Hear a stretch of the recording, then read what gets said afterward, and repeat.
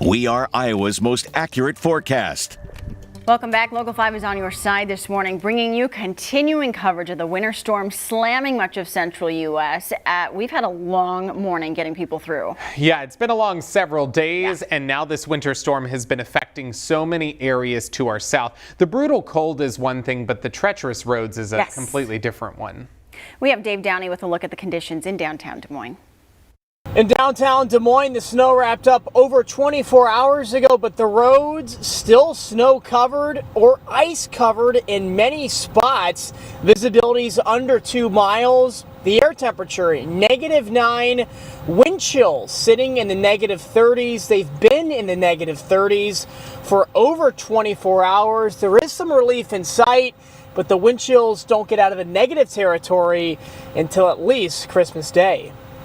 It's really just to hunker down and be as safe and warm as you can. Yeah, and it's such a different picture. You know, Dave has a good look at the metro roads and the main roads that are consistently worked on.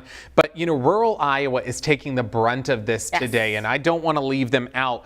The rural farm roads, especially that are not protected by trees, it is so dangerous. The wind whipping over those roads. Nothing breaks the wind up out there. No, it's kind of scary to watch, to tell you the truth. And some people have even told me that just from the windows in their houses and the wind howling, the roads up there are really in bad shape. And I'm thankful that a lot of people are heeding the advice and the warnings and just staying home. I know it's bad for Christmas travel. Here's another look at the road conditions map. Many roads are reported as partially, if not totally, snow and ice covered, but we still have that zone in northern Iowa where travel is not advised, and that goes from Iowa Falls all the way to Fort Dodge, down to Carroll, and up into northwest Iowa. Blizzard conditions have been verified now in Algona, Webster City, Clarion, and Iowa Falls. Those areas have fully experienced a blizzard because of the visibility and the wind gust. All the criteria that we look for has been met. Look at the visibility, lower than a half mile in much of northern and north central Iowa. Several communities reporting quarter-mile visibility. The wind has already been gusting higher than 40 miles per hour. It'll stay that way through the afternoon, occasionally reaching gusts of 50+ miles per hour. We will see that tonight again. One more night of the howling wind, and then it will start to get a little bit better during the day tomorrow.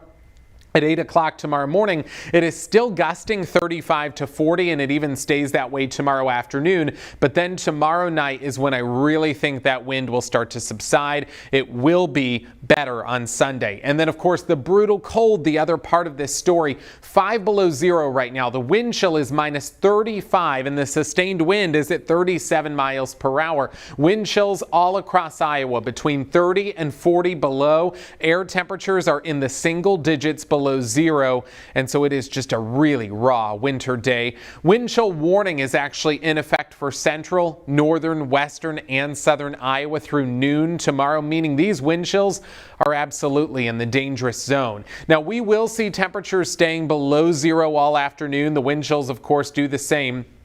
By early tomorrow morning, we are back below zero, and wind chills are going to be in the 20s and 30s below. It is tomorrow afternoon when we climb briefly above zero. Wind chills will stay below, and then it will be pretty bitter again on Sunday morning, Christmas morning. So travel highly discouraged today because of the brutal cold and blowing snow. Tomorrow, travel with caution. The sun will come out. The wind will start to taper off some, but there still could be some blowing snow. And then on Christmas Day, we've got a round of snow that will be coming in. This is additional accumulation that we will get in the afternoon and into the evening. It's another clipper system that will swing in, and it will bring us snow Sunday afternoon into Sunday night, and then again Monday morning we could have some snow showers. And right now Futurecast indicates that 1 inch or 2 of accumulation is likely in many areas. A couple spots that could be close to 3 inches. Our Holt Plumbing and Heating 10-day forecast, that will just add another layer to the roads. Now, there is relief in sight. Tuesday's high climbs to 27. We get to the low 40s on Thursday and Friday, and we could stay actually pretty mild all the way through New Year's Eve and New Year's Day.